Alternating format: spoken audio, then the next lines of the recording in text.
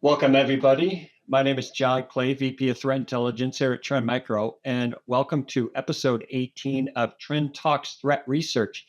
Wanted to say Happy New Year to everybody. I'm excited to going into 2025 and continuing my Trend Talks Threat Research uh, program. And this week, what I wanted to share about back in 2015, we released a number of Cybercriminal Underground Reports. We focused on different countries. So we had Russia, China, the US, Japanese, French, all of these different ones that happened. And so we're doing a refresh of those, but we're focusing in on languages. So the first one that we just published is the English speaking underground market. And so these are going to be refreshed and updated. So we'll have a Russian, we'll have a Chinese, we'll have probably Spanish, a number of those. And the things that we focus on in these reports, we look at the forums within the English speaking underground here.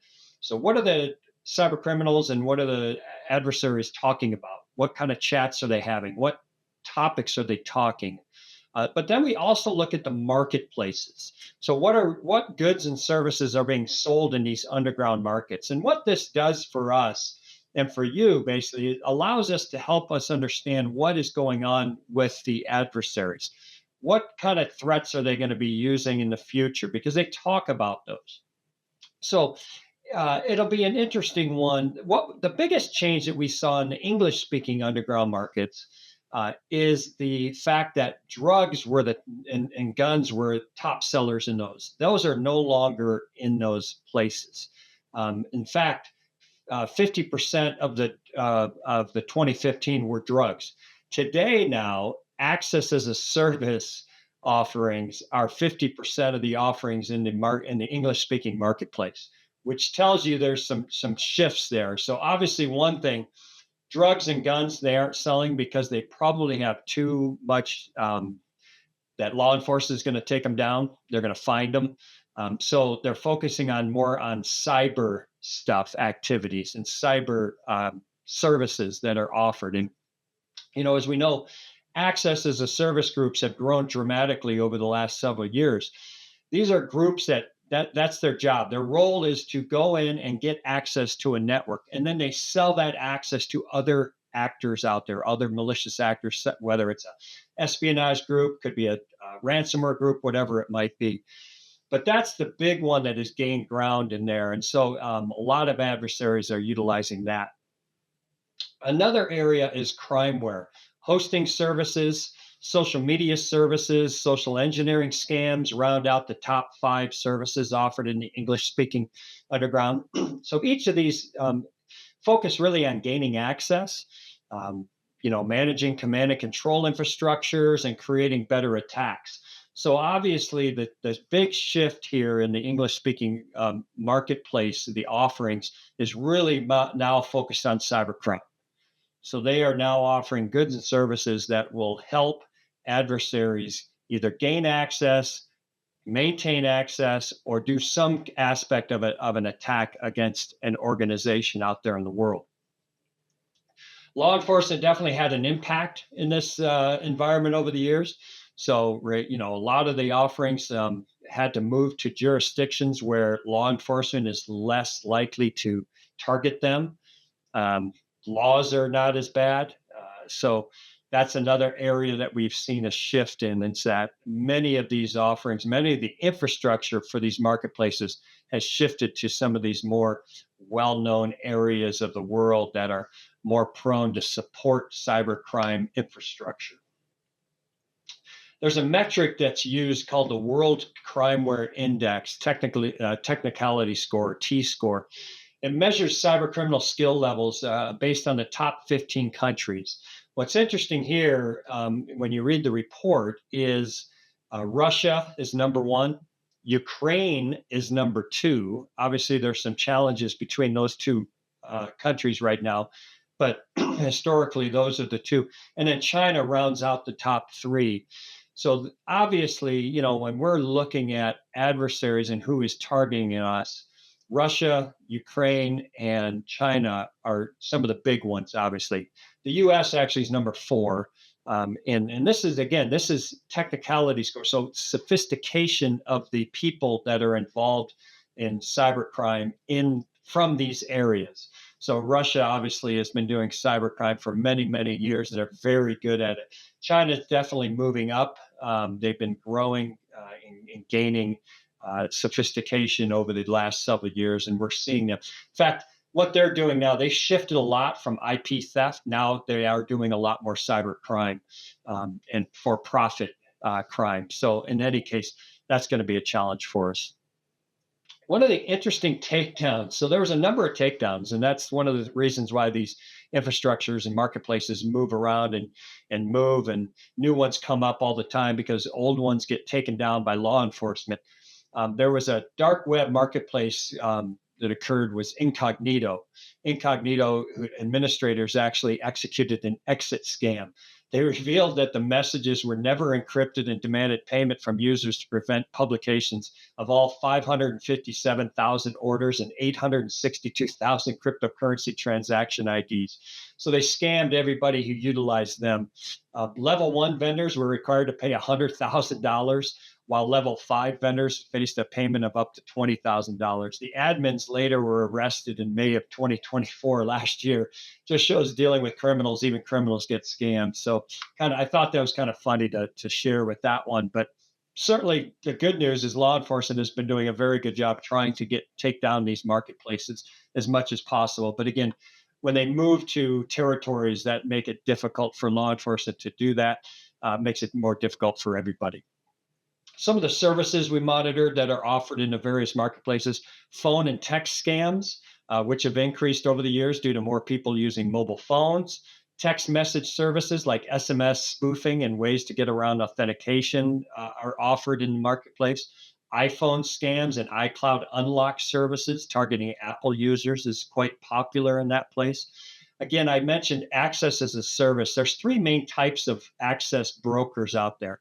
There's the opportunistic sellers who focus on making a quick profit. So these are people that maybe accidentally get into a network, or they got into a network and they just want to sell access for a quick profit.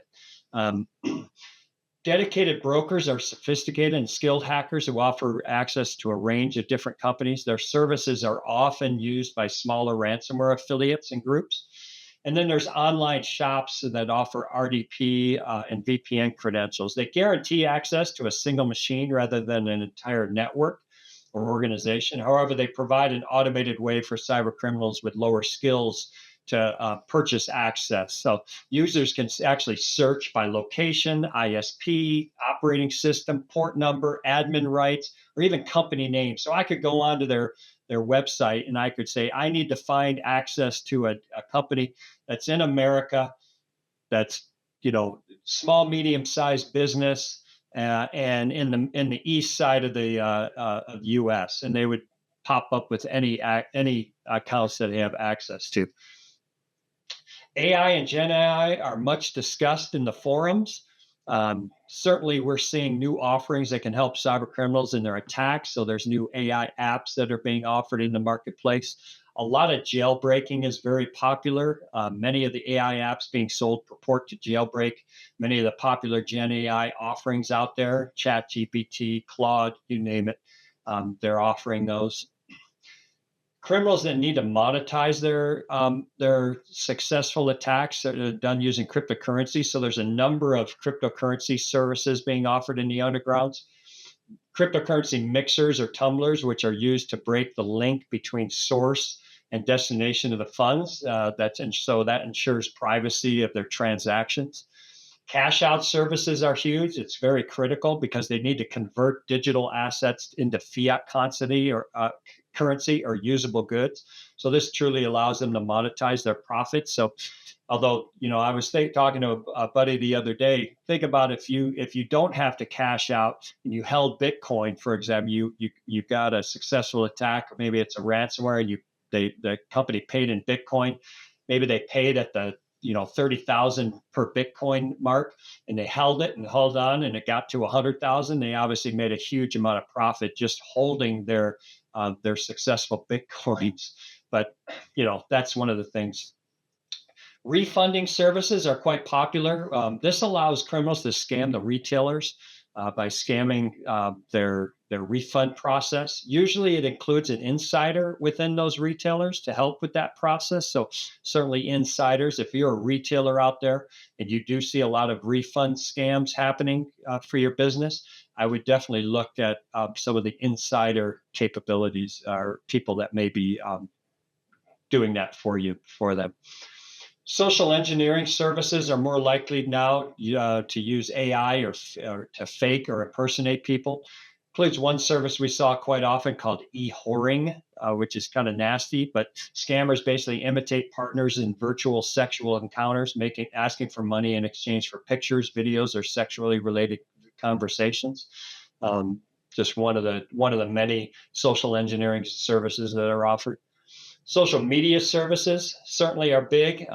This is basically selling ways to boost an account, user counts, views, and other aspects of the account to achieve what they want. Those are definitely out there.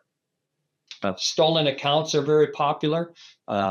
Especially in the English underground, with higher prices offered for how long the account can be compromised for.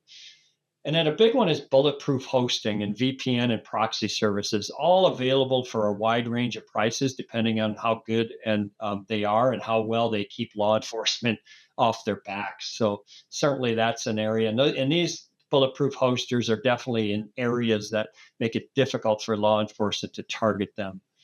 And then carding shops, obviously, are still big. Stolen credit cards continue to be quite popular. So, a few years ago, we published a research report that looked at the marketplace of exploits of popular software and found within the English-speaking underground too. So there's buying and selling end-day vulnerabilities and zero-day vulnerabilities. Both of those are being sold. 0 days obviously command a significantly higher price. We did see conversations about vulnerabilities older than 2 years to be quite scarce. So they are certainly now looking at utilizing more recently disclosed bugs because the likelihood that those have been patched are much lower than bugs that are many years ago. In fact, we saw some people in forums laughing at people who were asking for bugs far older than 2 years ago. Crimeware as a service is quite popular. There's Counter AV or Counter Antivirus. Basically, that is a service that can take a piece of malware that you've created and scan it across all of the security vendors, Trend Micro included, CrowdStrike, Microsoft, you name it. They will scan to see if they detect it. And if they detect it, obviously they require you to change your malware and resubmit it. But then they also offer crypto services, which obfuscates that malware to make it harder to detect. So they may be working in combination with that. DDoS and stressor services are for anyone who needing to perform that attacks. A lot of hacktivists probably subscribe to those types of services. Information stealers are certainly very popular now that you see with most attacks, there's an information stealing or data stealing component to that attack. So that type of malware is being offered quite popular. Lots of different prices for those. Phishing as a service obviously helps novices. So if they want to do a phishing attack, they can just buy a kit to do it. And then lastly, we looked at fake documents. These are basically offerings for driver license and passports, both of which are now supporting Gen AI created images. So all these different areas are covered in the report. I just kind of did a big highlight here, but certainly I will link to the report in the show notes or the description so you can take a look at the entire report. It's quite extensive. I think it's 60 plus pages, but we go into a lot more detail than I did today. And again, this is first of many different languages that we will be covering, the underground markets that we'll be covering. So if you're interested, certainly feel free to check it out, download it, share it with your friends and family. It's really a fun read to hear because it gives you some really good insights into what's going on in this market and what conversations they're having in the forums. But certainly, give me a like or give me some comments on what you'd like me to see. But I'm really excited about 2025. We're going to have a lot of new research that I'll be able to share with you from Trend Micro researchers. This is just one of many that you'll see. So thanks everybody for attending and listening to episode 18 of Trend Talks Threat Research. I'll be back in a couple of weeks to share a new piece of research that Trend Micro has published recently. So take care, have a great day, and I'll talk to you soon. Bye-bye.